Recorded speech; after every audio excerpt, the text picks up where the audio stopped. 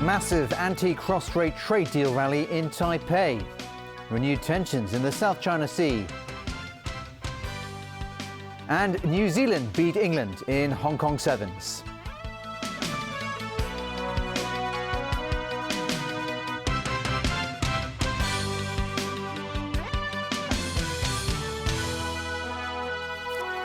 Hello and a very good evening. Search teams are back out in the Indian Ocean again, trying to find some trace of missing Malaysia Airlines flight MH370.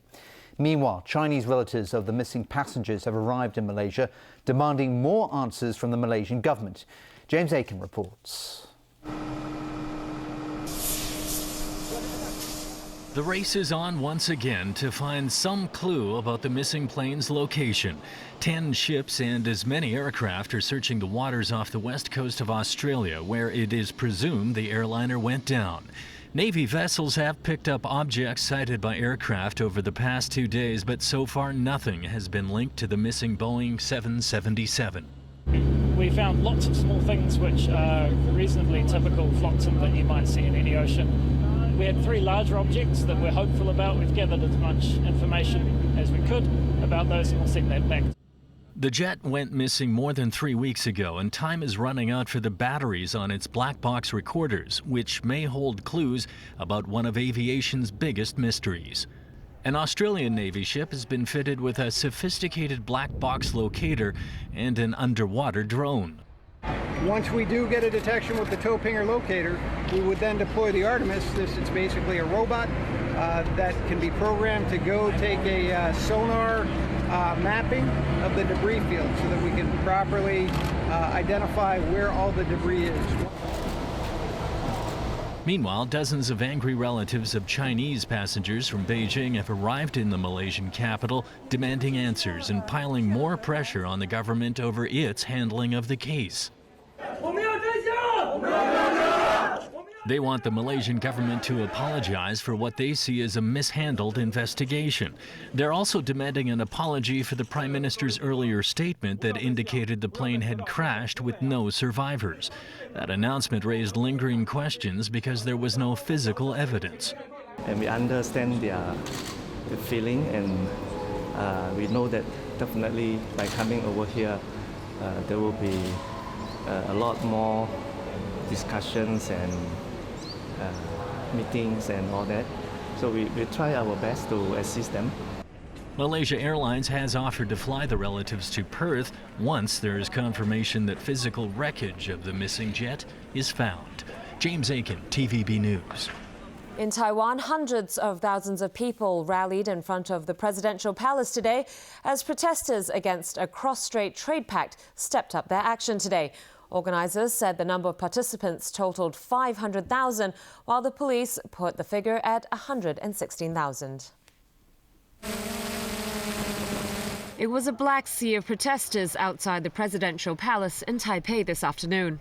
The demonstrators demanded that a service trade deal with the mainland be scrapped and a mechanism to monitor all cross-strait deals be put in place. The protesters stretched from Ketagalan Boulevard all the way down to the Legislative Yuan a few blocks away. The black shirts were dotted with bright yellow flowers in line with the so-called sunflower movement. A farmer from the southern city of Kaohsiung had sent over 20,000 sunflowers in support of the protest. Many of the participants today insisted on having a peaceful, rational rally. The student says the protesters want their voices heard and taken seriously, so he hopes no one will do anything brash to discredit them. A week ago, thousands of protesters stormed the Executive Yuan and police used force to clear them from the cabinet offices, leading to many injuries on both civilian and police sides. Leader of the protest movement, Lin Feifan, tried to make sure that won't be repeated today. This movement bans all forms of violence, he told the crowd. He asked the participants to follow the instructions of the organisers, saying if they don't agree with them, they should go away to do their own thing. He gave a stern reminder that everyone has to bear the consequences of his or her own actions. The authorities have given their permission for the rally to go on until midnight, even though the organisers asked the protesters to disperse at 7 p.m. and return to the legislative building, which has been occupied by student protesters since March 18th. Security was heavy at the presidential palace all day. Reports say 6,000 police officers have been deployed with water cannons on standby just in case. There are reports that the authorities are prepared to remove the protesters from the scene should they refuse to leave by midnight. Meanwhile, a few hundred people gathered at the nearby Taipei main station to show support for the government and the bill. Donning white to show their opposite stance, the ralliers tried to march to the cabinet offices. But there was a tense moment when the rival groups crossed paths. Supporters of the government eventually returned to the station, where they urged students to end the occupation and allow lawmakers to go about their business. There was a rally in Hong Kong today in support of the student demonstrations in Taiwan. It was organized by Taiwanese students studying here. Protesters dressed in black and carrying sunflowers marched from Causeway Bay to Chater Garden. They also voiced opposition to a crackdown by Taiwanese authorities on demonstrators who stormed the executive yuan last Sunday. Demonstrators then held a rally at Chater Garden. Organizers said 1,000 people participated in the march, while police put the figure at 800 at its peak. And 550 people took part in the rally at Chater Garden. A resupply mission by the Philippines in the South China Sea has worsened a territorial dispute between Beijing and Manila. A Philippine government ship slipped past Chinese Coast Guard vessels and brought food and fresh troops to a marooned Navy ship. Journalists were invited by the Philippine military to accompany the mission. The Navy ship is being used as a base to boost Manila's territorial claims in the South China Sea. The mission took place yesterday off the second Thomas Shoal, known as Ren Ai Reef by the Chinese. It's part of the Spratly Islands. Beijing condemned the maneuver. A foreign ministry spokesman said China will never allow the Philippines to occupy the Ren Ai Reef in any form. Elsewhere in Asia, the people of Thailand voted in Senate elections today, a key test for caretaker Prime Minister Yingluck Shinawat's government. 77 of the 150 Senate seats were up for grabs. Many of them will be decided on the basis of endorsements from powerful local institutions, and that could mean a pro-Yingluck majority.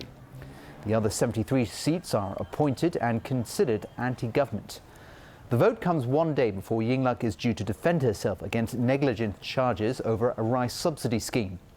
Her opponents want to impeach her, and a Senate dominated by anti-government politicians could hasten her exit. President Xi Jinping has arrived in Belgium's capital, Brussels, on the latest leg of his European trip.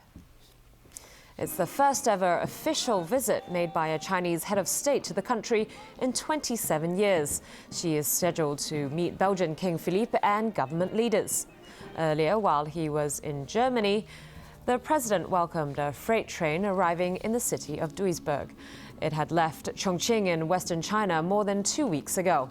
Xi said the Chongqing-Xinjiang Europe International Railway should strengthen Sino-German cooperation in building the so-called Silk Road economic belt.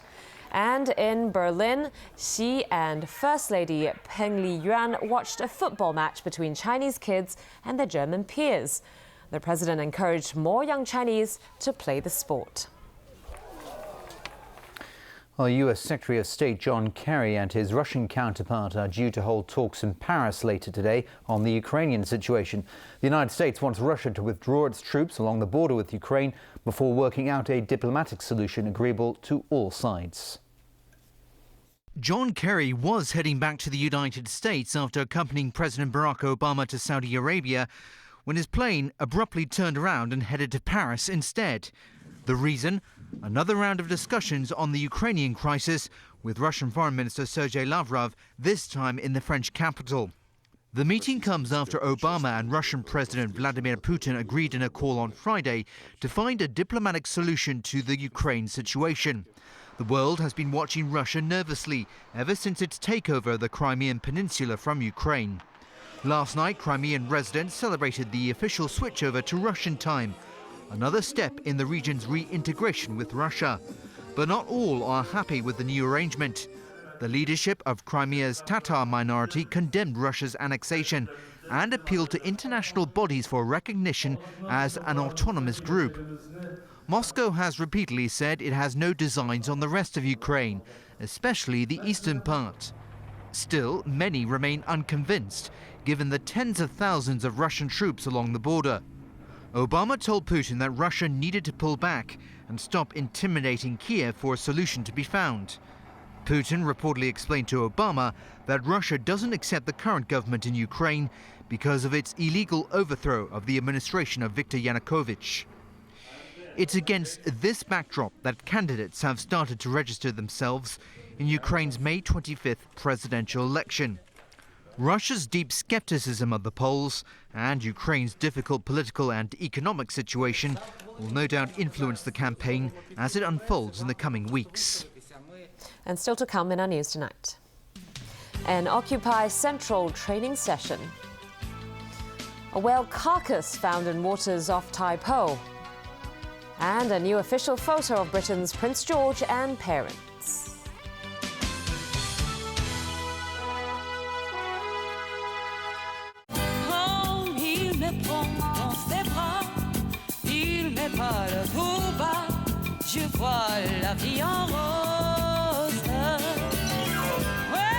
Miss Dior by Christian Dior.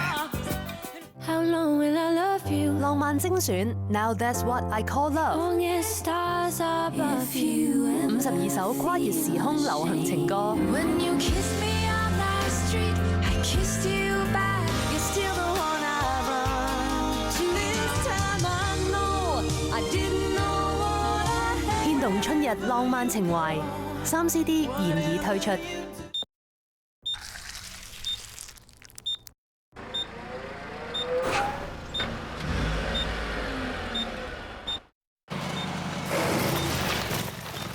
Live wider awake with Beauty Rest.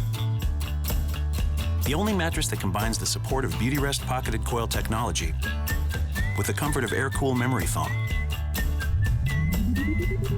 Beauty Rest. It's you, fully charged.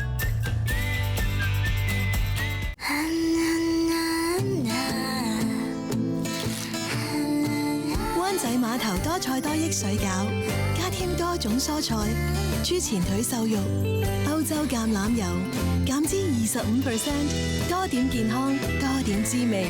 全新灣仔碼頭多菜多益系列。 Statistics are vital to society's development. Where do the data come from? From you! Census and Statistics Department officers may visit your workplace to collect data. They may also visit your home to gather information. By law, all the information collected is kept in strict confidence. For a better future, let's support government statistical surveys. It was 20 years ago. Ever since, time has never been so magical. The time now is 7:43. The Time Check was brought to you by Chopard.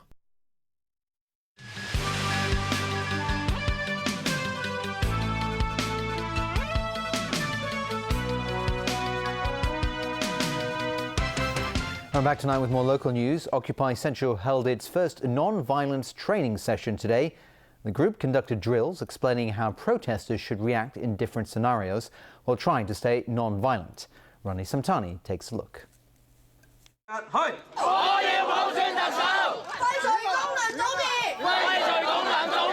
During the training session at 30Mar Park, about 100 participants played out different situations that they may experience when taking part in the proposed Occupy Central movement. For instance, how they should react should the police try to clear or remove protesters from an area. Occupy Central organizer Benny Tai said the aim is to educate participants on how to stay non-violent when faced with various situations. I think the situation in Taiwan surely has inspired us or allowed us to see a bit more about the challenges of maintaining non-violent, the spirit in a mass movement. I think we have tried our very best to